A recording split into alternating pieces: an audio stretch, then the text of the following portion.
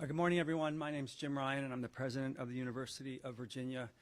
This is a sad, shocking, and tragic day for our UVA community. I will describe briefly what we know at this point and then turn things over to Chief Longo. But before I do that, let me say how deeply sorry I am for the victims and for their family and friends. So in terms of what we know, as I mentioned in an email we sent out early this morning, last night at approximately 10:30 p.m., University Police responded to a call of shots fired in the Culbreth parking garage area. The suspected shooter is UVA student Christopher Darnell Jones, Jr. Upon arrival at the scene, University Police encountered several victims of gunshot wounds. The shootings occurred on a bus full of students returning from a field trip. 3 of the victims did not survive. They were Devin Chandler, a second year from Virginia Beach, Virginia, Lavelle Davis, a third-year student from Ridgeville, South Carolina, and Deshaun Perry, a fourth-year student from Miami, Florida. All 3 were members of the football team.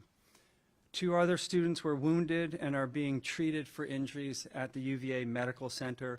1 is in good condition, 1 is in critical condition. In order to protect their privacy, we are not releasing their names at this moment.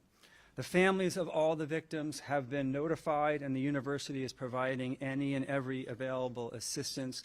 I have spoken with 4 of the families, and I spoke directly to the student who is in good condition. Law enforcement, including university police, local law enforcement agencies, and Virginia State Police, continue their search for the suspect and will not stop until he is found.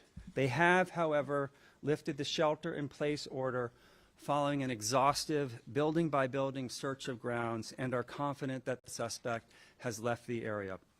Classes and all extracurricular activities have been canceled for today, including the men's basketball game scheduled for this evening. Although we do not yet have a full understanding of the motive and circumstances surrounding these events, police are investigating as we speak. We will continue to keep the community notified of developments via our emergency alert system and further community-wide emails. I'm grateful to law enforcement for their response and to our community for facilitating their work with what I realize has been a long shelter-in-place order. This is an unimaginably sad day for our community. The entire university community is grieving this morning. My heart is broken for the victims and their families and for all those who knew and loved them, and they are all in my prayers. As I've said before, when I see our students, I see my own kids. And I cannot imagine anything worse for a parent than to lose a child. Please know we will do everything we can to honor their lives, and will come together soon as a community to mourn these losses. In the meantime, if you need help, especially our students, please don't hesitate to reach out to the resources listed in the email I sent early this morning. And please reach out to each other and lend each other an ear and a shoulder, even if virtually. This is an extraordinarily difficult day for our community, and we need to comfort and support each other and those closest to the victims of this horrendous shooting. Thank you, and now I'd like to turn it over to Chief Longo.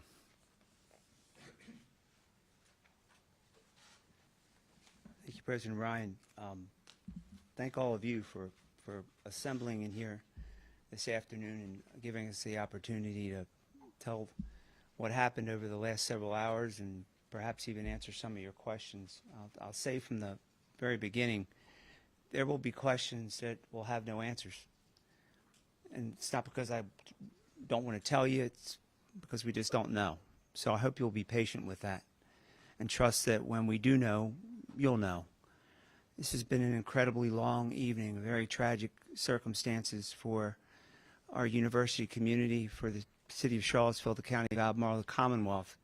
It's especially tragic for a small number of families who we've had to break some really bad news to. And some of you tried to reach out throughout the evening, and we didn't take your calls. I apologize for that. One or more of you might even got hung up on in the midst of chaos, and so I apologize for that as well.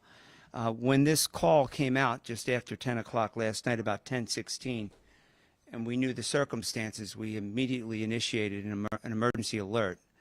Everyone with a UVA email address and a cell phone number that we have access to gets that alert, and that alert is sent out by our Office of Emergency Management. It's updated every 15 minutes, which is as much information as we can provide. And since 10/16 up until just about 30 minutes ago, our students were sheltered where they were, and more than 500 of them were sheltered in buildings throughout grounds, studying in libraries, classrooms, and other places.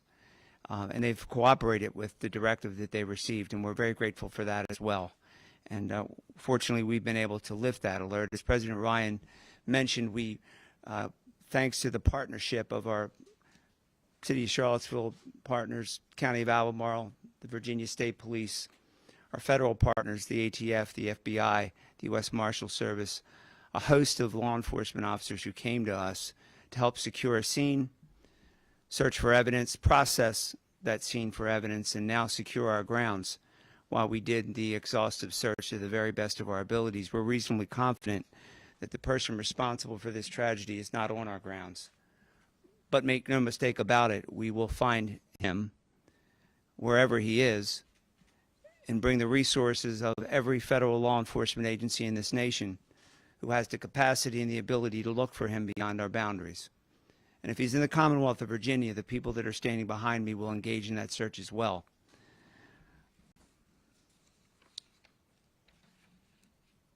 The bodies of Devin and Deshaun, as President Ryan indicated, were found inside a charter bus where they had been for the day, enjoying a school activity, having a meal together, and coming back to our grounds. And someone amongst them chose to do an act of violence.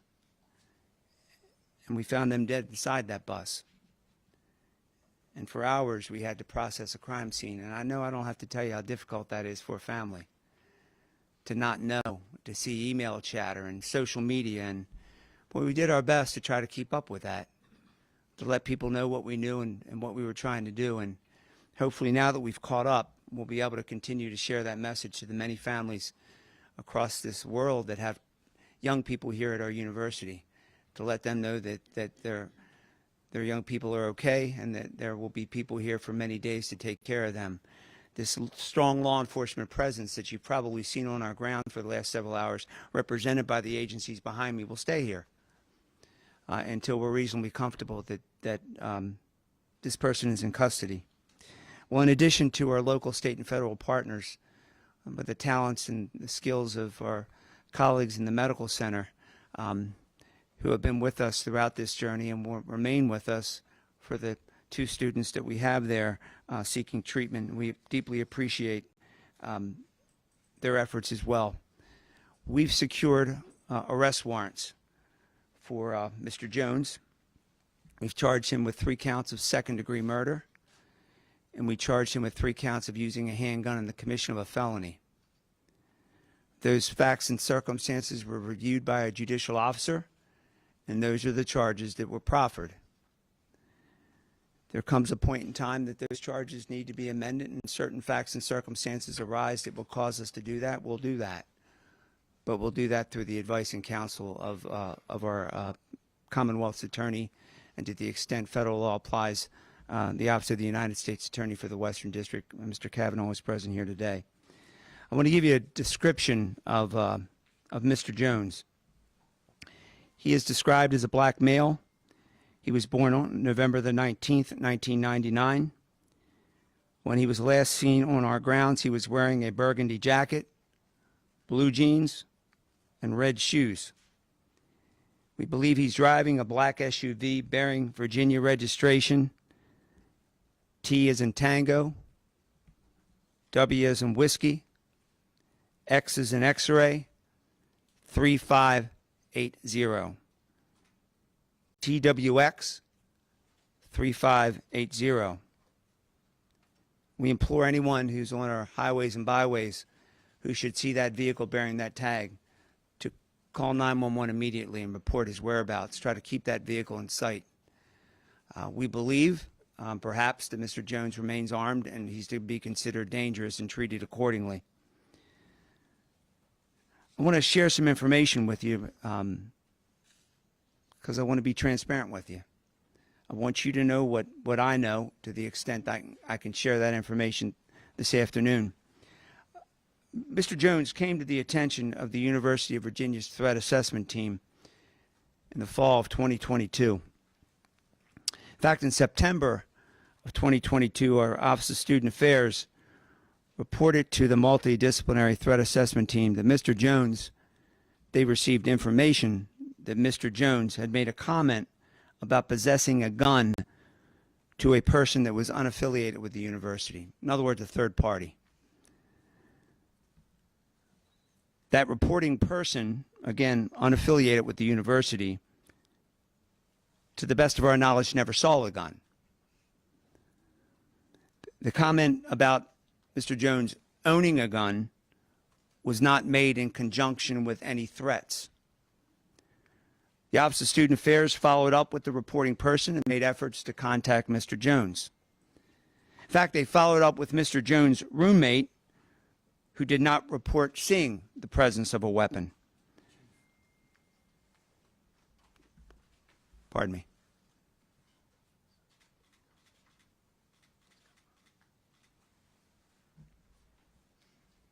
Thank you, Captain. We just received information the suspect is in custody.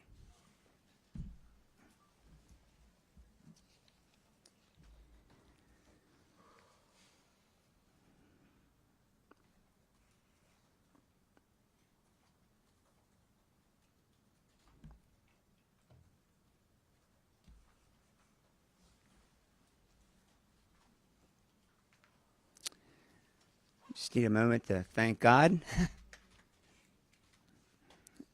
Breathe a sigh of relief.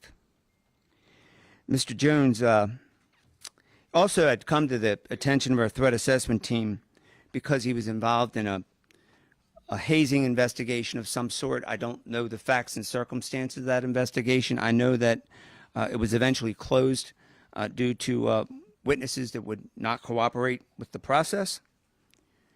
But through the course of the threat assessment team's investigation, we learned of a prior criminal incident involving a concealed weapon violation that occurred outside the city of Charlottesville in February of 2021.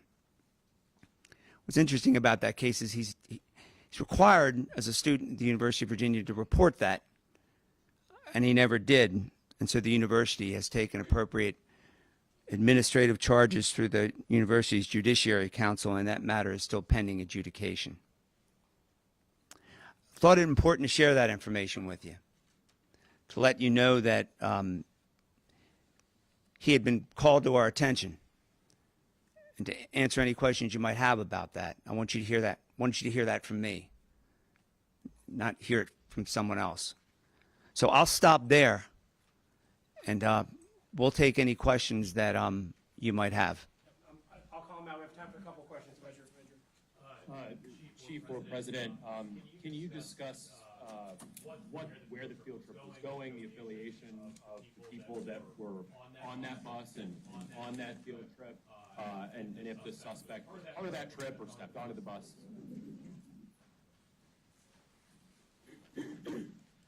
Thank you for the question.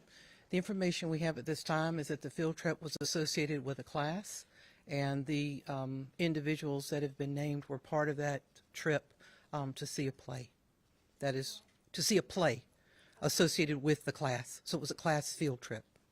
Was the suspect in that class, or I do not have those details. Do you know what class it was? I do not. I'm sorry? You know what play it was? I do not. We're seeking out all of that information. As you can imagine, the students are quite traumatized by the tragic events. was the play in Washington, D.C.? I do not have the exact location. We are finalizing all of that. The three victims who died were football players. So the play was in Washington, D.C. Yeah. Where and how was this happening?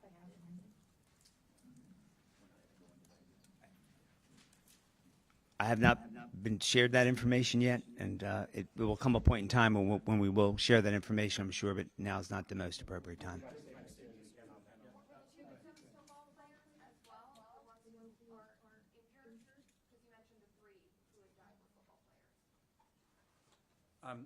We're not releasing information about the patients who are still in the hospital at this time. Right in the back left. Yeah, Chief, you mentioned previously brought to your attention. Did your office ever make contact, or the student assessment office ever make contact with Jones prior to this? I can't speak for student affairs. The University Police Department had no contact him with this. The University Police Department is one of many people that's on that multidisciplinary threat assessment team, and we provide some of the background with respect to individuals to come before that team, but to my knowledge, we did not have any contact with Mr. Jones with regard to that incident. Is there a ballpark figure on how many people were on the bus? My understanding is ballpark about 25. And can you tell us how he got away and how he was apprehended? Was he walking? Was he driving? Don't know how he got away or how it was that he fled the scene, and I don't have information with respect to how he was apprehended. Go ahead, sir. Chief, any details you can share about what preceded, what led to the shooting? Have the other folks on the bus been interviewed? We're in the process of doing that now. No details you can share at this time about how whether there was a conflict? Yeah, not at this time. Go ahead. When and where did the third victim die, if the two were found dead on the bus? Third victim was transported to the medical center and died there. Time for just a couple more. Do we know Mr. Jones's status? At one point, he was on the football team. He was still a student here as of this morning. Was he still affiliated with the football team? He was still a student, but to my knowledge, he was no longer on the football team and hadn't been on the team for over a year. And the two other victims were students. Time for two more. Go ahead in the Longo. Did the students know at all who the suspect prior to this? Was there any relationship? I don't know to what extent they had a relationship with him. I don't know that for sure. Yeah, final question, Ryan. Chief Longo, you personally have been involved with so many tragedies that have happened here in Charlottesville. If you could just talk, I don't know if you've been able to process those feelings at all, what this community has been through over the past decade or so, and how this impacts all of that right now. I don't know that I've really had time to process that to the extent that you speak of. I can tell you that the people that are standing behind me now, it speaks for itself, how we get through these things. These agencies that are represented here were on these grounds very quickly.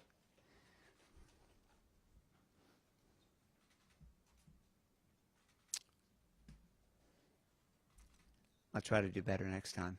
That's all I have for right now. We can't do this alone, and we obviously haven't. And we Was found on campus, or off campus at least? Or where he was in custody, or who brought him into custody? well, I can tell you to the best of my knowledge, he was not found on campus. I cannot tell you where he was located or where he was taken into custody or where he's located now. State police take him into custody? We'll have more information on that. Thank you all very much. We're going to get back to we'll have more information as we have it. Thank you all very much for coming today. So there you have it, Steve and everyone.